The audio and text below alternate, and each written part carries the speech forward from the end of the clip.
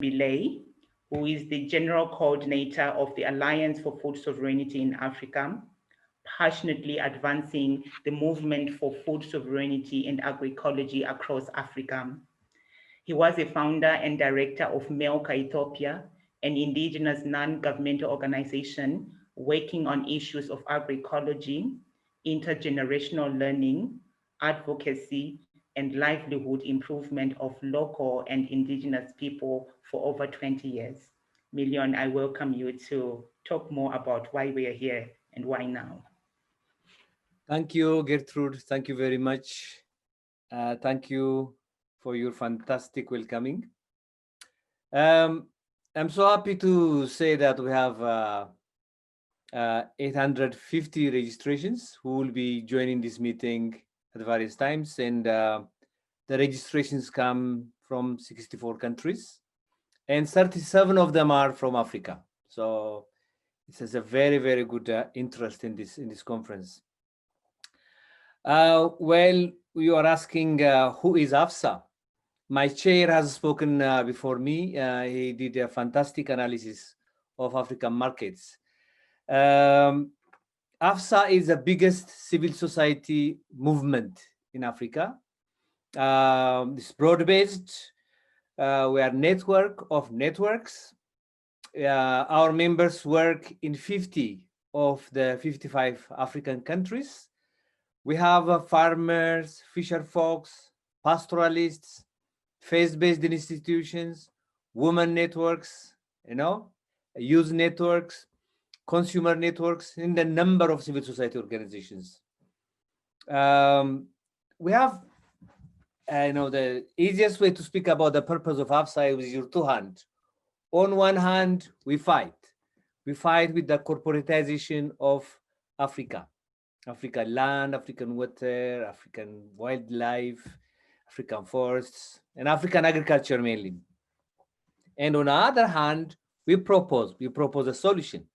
Our solution for the crisis that we are having, for the health crisis, for the environmental crisis, for the cultural crisis, for the human crisis that we have, is agroecology. And to forward that, we do research. AFSA does research, and you can find our publications on our website. We do advocacy, both nationally, regionally, and also globally. We are part of the global advocacy movement. We do mobilize local communities, local groups, and also we do education. In 2016, the Alliance started to think whether to expand our engagement more to at the food system level rather than at the agriculture, at the farm level. So we have started to organize a food system conference. The first food system conference was in Ethiopia, Addis Ababa in 2016. And the topic was changing food systems in Africa, agroecology and food sovereignty, and their role in nutrition and health. This was a fantastic and a substantial conference. We have identified a number of narratives that are forwarded by the industrial agricultural system, and we produced our counter narrative. And we have produced 10 strategic pathways for change, which we are still using. Then in that conference, we decided to organize a biennial, decided to make it biennial. So in 2018, we organized the second conference at Sali, Senegal.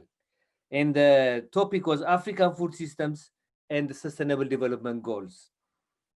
And at this conference, we decided to do a campaign on climate change, integrating agroecology into the climate agenda. And food policy, we decided to work on food policy, African food policy, and also healthy food and healthy soil. So these conferences were very, very much important. The title of this third conference, as you have seen from the programs and from the various publications, is Shaping the Future of Food Markets in Africa. What kind of markets do we need for the transition to agroecology? I said our purpose is to promote agroecology. Dr. Chris, the chair of AFSA, has said a lot about African markets. And as he said, it's a place, a space where producers and consumers meet. And it's a place where we realize a connection between us and the planet through our food. It's a very critical space. It's also where ideas and cultures mix. You know, small markets, people come from all over the landscape through the arteries, which are rural roads, you know. They come and there is a lot of mix of ideas and cultures. It's a place, it's as it is a place for to trade goods and services, it's also a place of knowledge and well-being. That's how we see African markets, small markets. They are very, very resilient. Their resiliency was tested, or the resilience was tested by COVID, as Chris said. They were the first to suffer, especially urban African markets. So people were in a problem, but they quickly reorganized themselves to respond to the COVID-19. So they are resilient. So they're very, very much important. And also they goes with the main concept of food sovereignty. So we wanted to focus on markets now because when we are exploring different ways of transition to agroecology, and markets are one of the key components of this transition. Well, there are three main objectives of this meeting. One is to really understand what these small African markets are. What are these small African markets? So we have a range of speakers and discussions and questions to really understand the trends and the challenge. And tomorrow we have we'll open a discussion around the second objective, which is how can we shape the future of African small markets? And again, we have a range of speeches and the discussions and small groupings. And the day after tomorrow will be the most important day, which is how do we change policy towards small markets? Currently, the focus is on bigger supermarkets, you know, the expansion of the supermarkets, because they are seen as a sign of wealth by countries and as a sign of progress. And we are forgetting small markets. And the question will be, how can we pay attention? I think Charlie Chikunda would come a little later and would really explain how critical these small markets are. As you have seen an hour ago, or starting from 14 Kenyan time, the conference has different components. There were food celebrations recorded in different countries and transmitted this morning. There were a 2-minute video competition. And also we got a children's voice, you know, the voice of children. But in these three conferences, we have lined up really excellent speakers, thought provokers. But equally, I think all of you know a lot. You know, we want to learn from all of you. So we have organized working groups and discussion groups, and we really invite you to contribute to these discussions. Again, thank you very much. I think on the third day, on the final day, I will facilitate the way forward. That way forward section is very much critical, and I would love to see the majority of you there. Thank you very much. So, AFSA way forward. The overall recommendation is to advocate for territorial markets. I think Amadou had made it clear why we are advocating for territorial markets.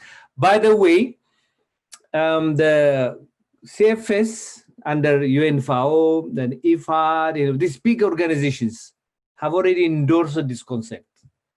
So it has advanced. So we don't have to start from the scratch and start to convince policymakers. And it's already recognized. I think Olivier said that in Africa, I think COMESA has produced something in 2013 on territorial markets. So we can actually advocate for that because governments would accept it. as it is in the document already. The following can be part of the advocacy for territorial markets. So there are 4 components to these recommendations. The first recommendation is on research. I think what we have to do is a detailed understanding of territorial markets in Africa. We don't know that much about them, so we have to know about them. So we need a mapping of these markets. The second is why these markets are not recognized and what to do about it. If COMISA has it as a document since 2013, why is it not in the bigger documents? Why is it not part of the Malabo Declaration, for example? I think that's a very relevant question to ask.